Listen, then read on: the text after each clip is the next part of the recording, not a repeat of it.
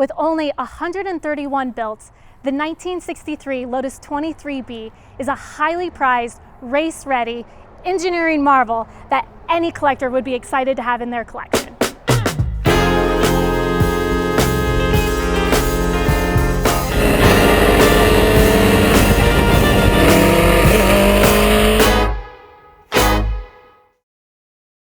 I want to go to the racetrack. And I go, okay, you got a car? And he goes, no, what should, okay, well, I want this car. Okay, where do you want to go? I want to go to Monterey Historics. Okay, buy a Lotus 23. Why?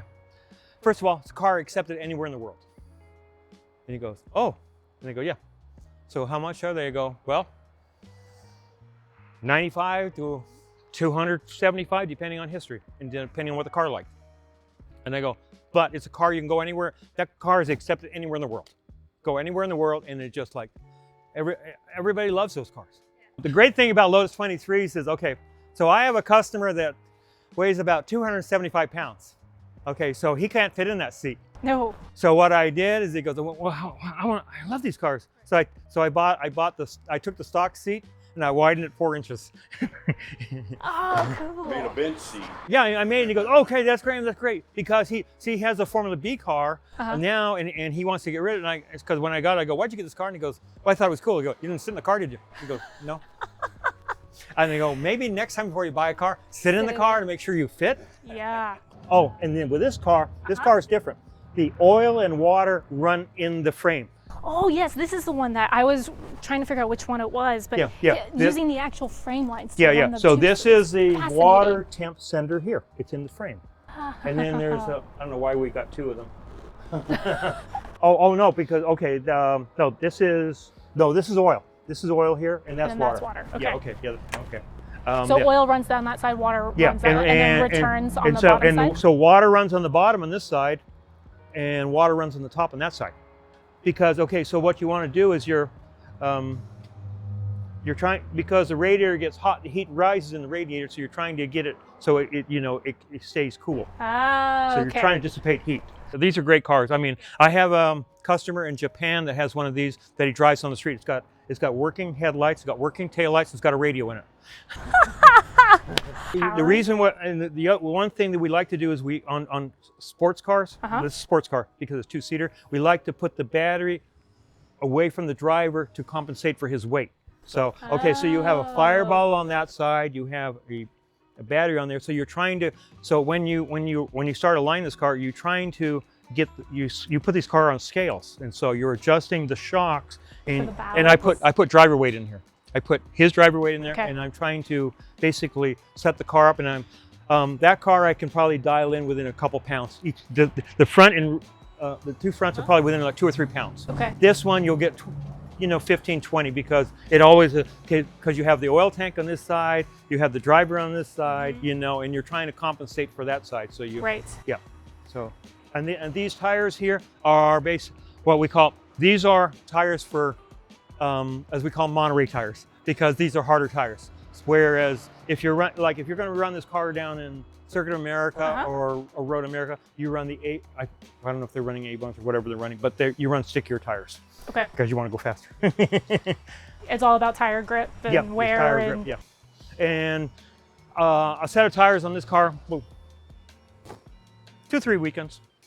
So this, I mean, across everything, this seems like the perfect, hey, I want to get into racing. I'm not quite sure what I want to do yet. I want to play, I want to understand.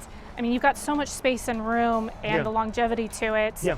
It's not chewing up your tires as fast as you need. Probably helps from a cost perspective. And one of my customers goes, "This is a sexy car." When you all look together and you walk along, and go, "That's a pretty car," It really is. I mean, it really just has really stands nice out. lines to it, And I like. My other car doesn't have the little fender flare. This has the little fender flare that I like. Oh, right here. Yeah, I like that a lot, Plus it's light, right? Isn't this the one that's just about 1,000 pounds? Yeah, this is about probably 1,200 pounds. That one's probably, it's pretty close. I mean, they're probably within about 75 pounds. Which is crazy because this just takes up more square footage. Yeah. And it's about the same size. Yeah, I know. And you can both have the same motors. Move with this. Yeah.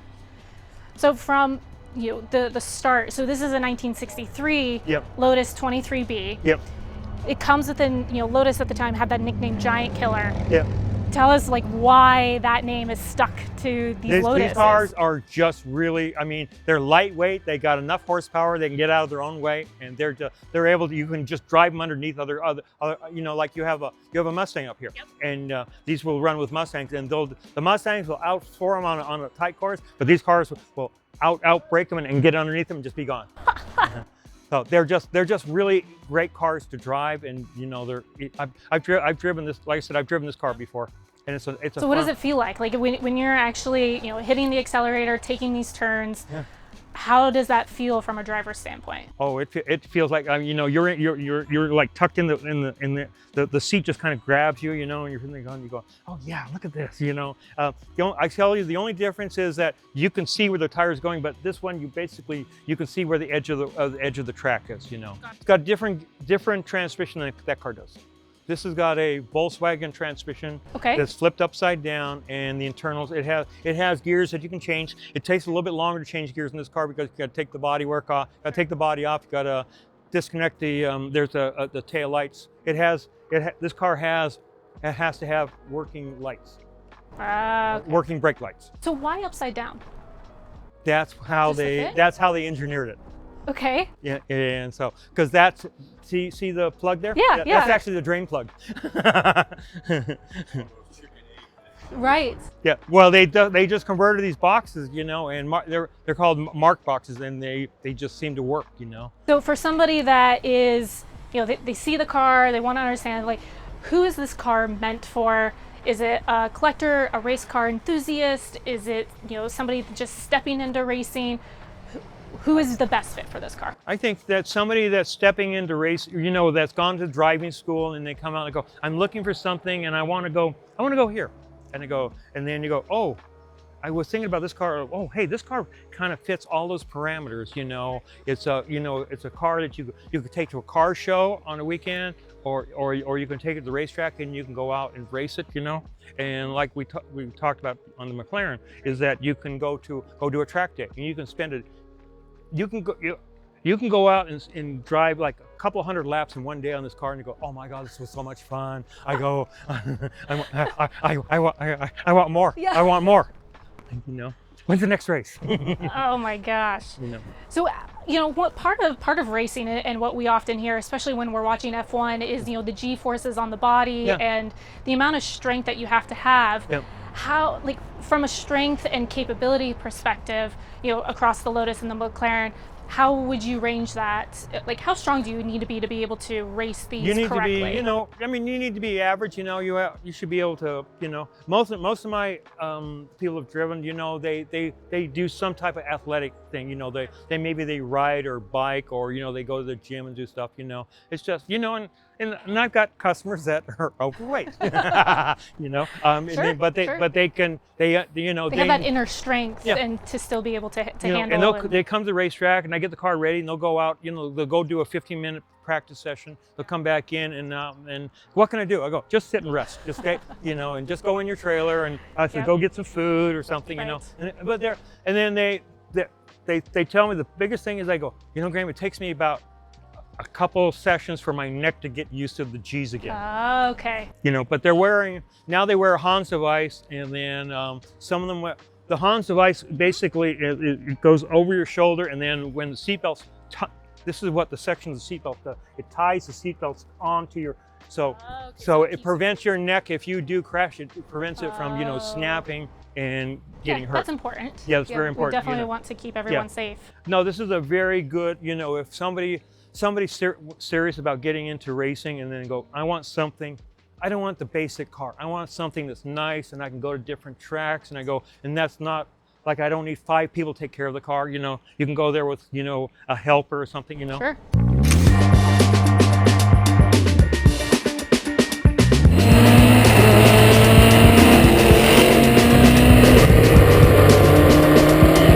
Well, thank you so much for spending the time and with me and Graham Collins, spending the time going through the Lotus 23B and understanding all of the mechanics behind it and the reason why it's so special for collectors and race enthusiasts worldwide. I'm Kendi, one of the owners here at Classic Promenade, and we're so excited that you joined us today. We're excited to see you on the next one.